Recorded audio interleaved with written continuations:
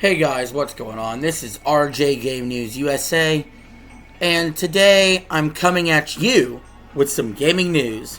So like, share, and subscribe if you haven't already, and let's jump right into this news. I got two pieces of news for you first. One is Nintendo related, one is Xbox related. So let's do this. We're going to start with the Nintendo news, and that is Doug Bowser is stepping away. Yes, that's right. Nintendo did have somebody in leadership named Bowser. His first name was Doug. So anyway, you see this quite often after a new console launches. Sometimes leadership changes a little bit after. But I gotta be honest, I'm really surprised by this. I feel like it was just a cup of coffee yesterday when Doug Bowser was promoted. But apparently not. Apparently it's been a little bit. So I'm hearing a lot of people online just shovel the shit on Doug Bowser's grave and act like he was awful. The truth of the matter is, the man was really good at his job. Was he a little tone deaf at the end like a lot of these CEO types are? Sure. But he was overseeing some of the most successful years in Nintendo's history. Without a doubt. We're talking most of the Switch years and now going into the Switch 2. Excuse me. So, I wish him nothing but the best. I'm sure he'll be fine financially, of course, unlike a lot of people that, work for Nintendo as contractors that are underpaid, but that's beside the point. He'll be okay. But overall, I think his tenure does have a black mark on a specific issue. And that's because this is becoming a black mark in gaming as a whole. The last 5 years in particular, around this generation of gaming. Especially these last couple years, or even this last year. And that is prices being raised. Nintendo, especially since the days of the Wii, or even the GameCube, 20-something years, they were the budget-friendly console. They were always going to be the cheapest of the three. Before that, they weren't always. They competed with power against Sega. Sometimes they were priced more than a PlayStation, right? But for 20 years, from like the early 2000s to 2020-something, Nintendo had positioned itself as the budget-friendly console. And technically, sadly, it still is. But honest to God, the Switch 2 now is costing you what a PS5 would cost. I believe it's worth the money. I believe it's future-proof. But a lot of people are upset. A lot of people miss the days of Nintendo $300-something consoles. They miss the days of $300-something consoles in general. Nintendo, also part of raising game prices. $70 for most games now. It doesn't seem to matter what they're shoveling out. It's all $70.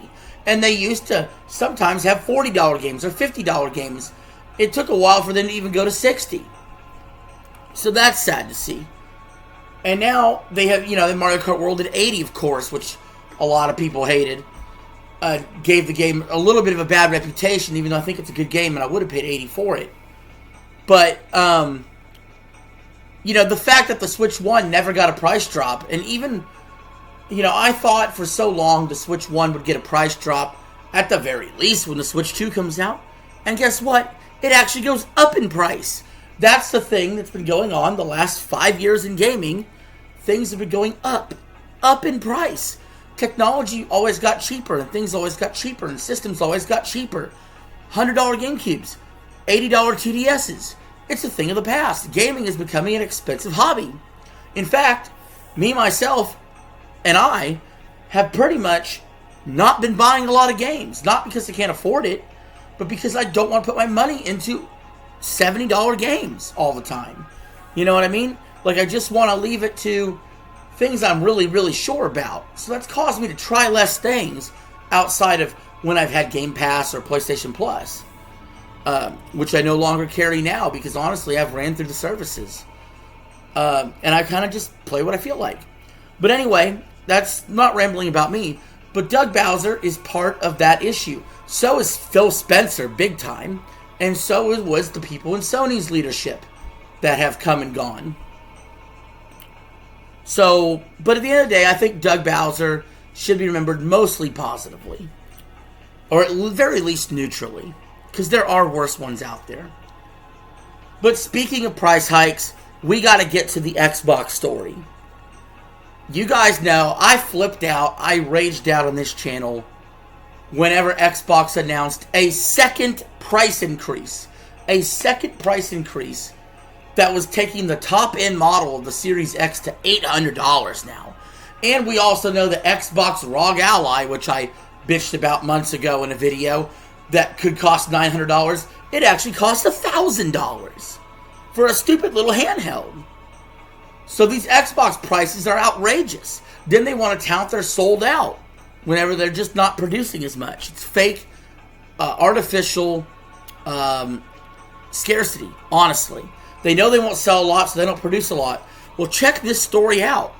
Apparently, some really big retailers, including Best Buy, have just flat out said, we are not carrying Xbox consoles anymore.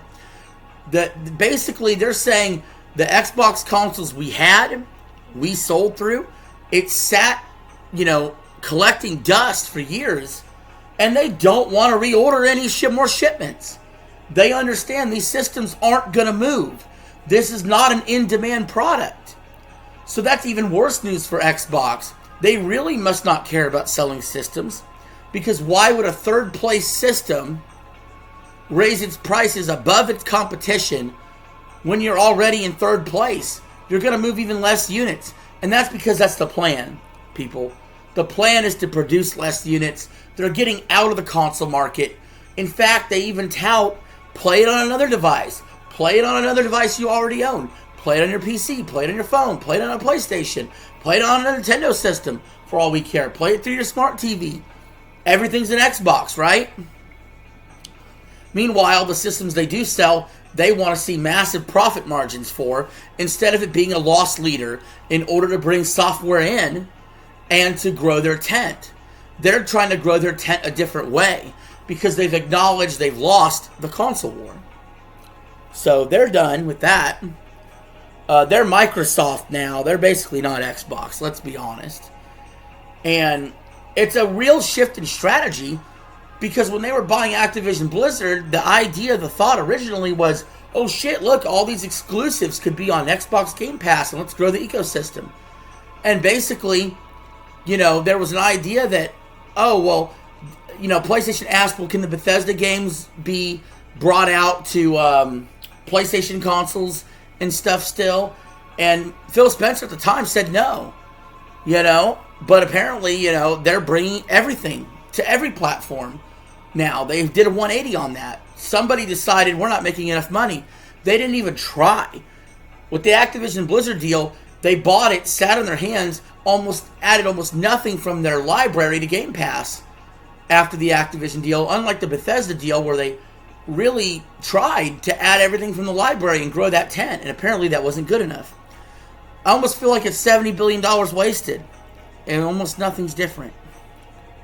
So, again, very disappointed in Xbox price hikes. I think they're completely unnecessary.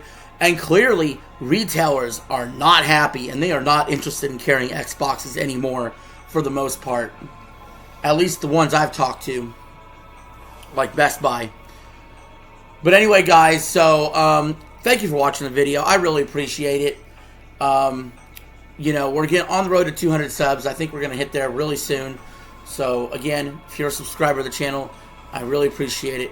Hit that like button and leave your thoughts in the comments below. I'll see y'all later. Peace. Have a good one.